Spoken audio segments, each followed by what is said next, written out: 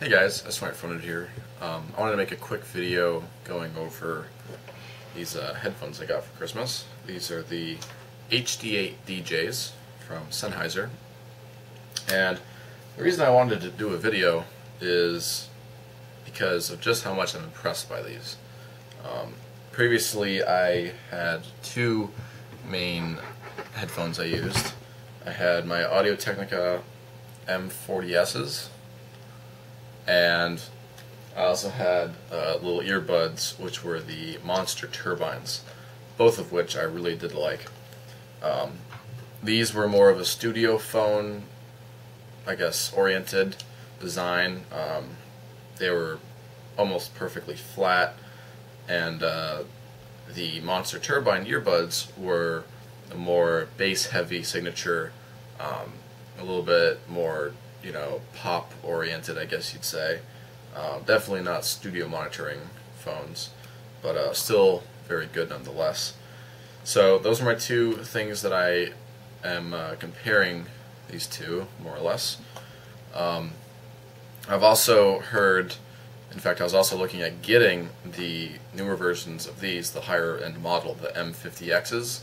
I went and listened to those, and they were very clear and very accurate, but they lacked some, they weren't very exciting, and these, I can tell you, are very exciting in the sound, which I'll explain in a minute. So first I'll show you what comes in the box. You get this nice little case. It comes with some manuals and stuff, but you get this case, and in this case come, of course, the headphones. You have a 6 or 8 foot cable. I forget how long this one is. It's just normal straight. This one's plugged into my computer at the moment. It's just the one I keep here. You get another cable. This is a curly one, so it's like straight on both ends and then curly in the middle, so you can like have variable. I just keep this one in the case, so when I take these somewhere, there's a nice short cable I can have. And then it comes with an adapter, so you can plug this into studio equipment. And of course, it comes with 2 extra ear pads. So these 2 are velour, and these are this kind of leather material. Much better quality than what I've had on these. I think they redid it. These are actually fairly old, but this had that kind of like plasticky velour, and as you can see, it completely fell apart. You can see it's almost all gone on that. So definitely nice to have high quality velour on here, and also on the headrest as well, because I mean, it got to the point where like I'd take these off and there'd be little pieces of it all over me. It was not good. So that leads me into the build quality of the headphones, and I can tell you that these are built extremely well. Most of the parts are metal and plastic. The reason they are plastic is probably to reduce on weight, because if this was all metal, this thing would weigh a ton. So it has the metal adjustable, I guess that'd be height adjustment. You can see it's got that very nice like individual segments that you can adjust. I usually keep mine right about there, right about an inch. And then this top part is kind of rubber, so it's very twisty, and of course you have your padded headrest. Some people complain that that's not comfortable enough. I really don't have any problem wearing these with the headrest. The only problem I have as far as comfort is, I guess, like because of the higher clamping force that these have. Not so much in my right ear, but my left ear, it like hits part of the cartilage on my ear. And when I first started wearing these, that got a little sore, but I think that's just because I wasn't used to it. Now it seems to be fine, so that's not a big deal. But probably, like I said, because of the clamping force, I'm not used to those, especially with these Audio-Technicas. These have like none. In fact, I just put these on recently just to do a comparative test, and it was like I didn't even feel anything on me. It was quite strange.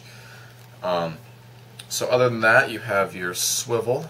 So each one of these has independent swivel, And you can kind of see how much you're working with there. About as much as you could need. And then this is one of the cool features that these have, especially if you're using these as a DJ, is when you put it on, this is the normal position, so you wear it like that. And then if you want to monitor, so if you're mixing and monitoring, you can twist it. So that's one position, so that's half on, half off the ear. And this is fully off the ear. So let me show you what that looks like when you put it on. So this is on,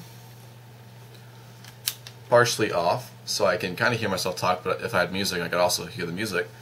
And then completely off, so you can see my ears completely exposed. And this is actually a lot more comfortable than just wearing them like this, and wearing them like half on, half off, just by kind of bending them. This is still pretty good, but it's a lot more convenient just to be able to twist it. And of course both of these have that functionality, so both of them do that. And when you put them in the case, you just fold them all the way around, and they fold up like so, and then that sits in the case. Let me show you that's out of the case. Comes with a little wire pouch. I didn't really put the wire back properly, so that does fit there. So there's the wire pouch, and then these. Took me a minute to figure out how these go in. If you see how that kind of is facing down, so these are sitting flat and this is facing down, this goes in like that. It doesn't, I mean it'll fit like this, but it fits better if it's like that. It's designed to sit like that. So that sits like so, and there's your case, and then that closes up and zips up, and this is a pretty hard case, so I keep this in my backpack if I'm going to you know, study in the lab or something. I can just pop this in my bag and I'm good to go. So, on to the sound quality. I am using an Objective 2 ODAC. I picked that up with these, specifically for these. And if you're not familiar with the ODAC, that does two things. It gives you a clean signal from your computer, so ODAC, the DAC stands for digital to analog converter, because all your music on your computer is stored as digital, so ones and zeros. Depending on your bit rate, I'm personally using FLAC files, so my computer, I believe, runs up to 4400 kilohertz bit rate. This goes up to 96,000, so that's a big improvement over that. So that gives you a nice clean signal. It's 24-bit, and then it amplifies it as well. Probably do another video on that. But that one I got is made by Mayflower, because they have one that the power plug plugs into the back, which is a really nice feature to have, especially when it's on your desk. So it's got a knob, it's got, you know, your gain and a couple other things. Anyway, so that's what I'm using to drive these. And for music I listen to, so you can get an idea of what I'm reviewing these with. I listen to a lot of Hans Zimmer, so a lot of detailed orchestral pieces with heavy bass, you know, like Inception, the new Interstellar, that music's good. I also listen to some rock, so Muse is one of my favorites, Linkin Park, those are all things I listen to, and just about everything in between as well.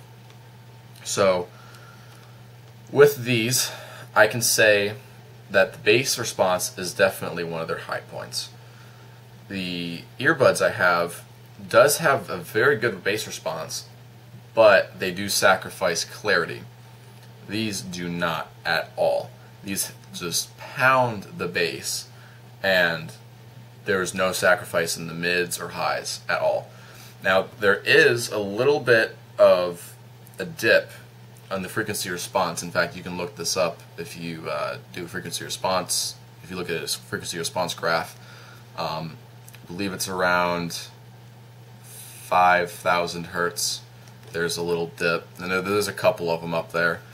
And I just corrected those in software. I didn't really notice it until I started listening to some of the really detailed orchestral pieces, like the Daft Punk Tron soundtrack. Outlands, for example, has a lot of ornate interweaving, I guess you could say, of the strings. And on my studio phones, like these shined in that because they were like absolutely flat in that spot. So the detail on these was a little bit clearer in the highs. So what I did is I downloaded, I believe it's Equalizer APO is what it's called. Let me just double check. Yeah, Equalizer APO. You can download that from SourceForge, and then you have to download a GUI for it. So I got the Peters Equalizer APO configuration extension. So you download that, and then it gives you a whole equalizer. You can set custom frequencies, levels, you name it. You can do everything. So I bumped up the 20,000 and 10,000 hertz by about 2 dB, and then I bumped up the 5200 and 3500 frequencies by about 3 and 4 dB, and then I also did a little bump at 250 hertz by 2. So I just looked at the frequency response graph, plugged those in, gave it a listen, did a couple adjustments, and that's what I've been listening to. I've noticed a lot more clarity in things like hi-hats and just voice. Everything sounds a little bit clearer. It just gives you a little bit more crispness to your music or whatever you're listening to.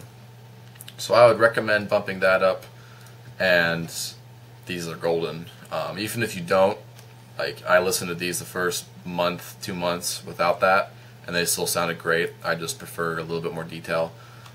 If you're going to be listening to these very loud and you just like the bass, then you might not even want to do that, just because it might become, tiring to hear the constant, like, crisp treble. So that about sums it up. Again, the bass response on these is phenomenal. I mean, flat, like, it sounds, these things just hit. And there's a couple songs I have that, on my subwoofers, like the actual speakers I have, they can't even hit that, and these just absolutely kill it. So I say if you have the money and you're looking for an excellent pair of headphones, recommend these without a doubt. I listen to music at least 5 hours a day because I'm in here studying and working on homework. So this was definitely an investment that I really wanted to get right. Oh wow, and I just noticed something too. Looks like there's a little bump right there on the left side of the headphones. So you can it's not on the right. I don't know if you can see that right there. Those 3 little bumps. It's not on this side. So I guess you can just, if you're feeling for them, you can feel which side is left. So that's pretty sweet. Oh, one more thing. These pop off. This little snap-off system, like so. And you can see the monstrous drivers in there. I'll probably do another video where I take these apart. I actually already did it. Like, I already filmed it. It was just a quick, I didn't even talk through it. I might do another one where I actually take it apart and talk through it. It's pretty interesting what's inside there. I wouldn't recommend doing it if you're, unfamiliar with it, because you could ruin these, but anyway. And then these pop on like so, and you can switch them out, of course, with the velour ones in the same fashion. So, hit myself in the face there. So yeah, if you guys have any questions about this, or my setup, or anything like that, feel free to leave a comment. Like this video if you liked it, and thanks for watching. I'll probably do some more videos soon, hopefully. I just had some free time. I figured I'd do a quick little review of these, but maybe some more videos to come. So catch you guys later.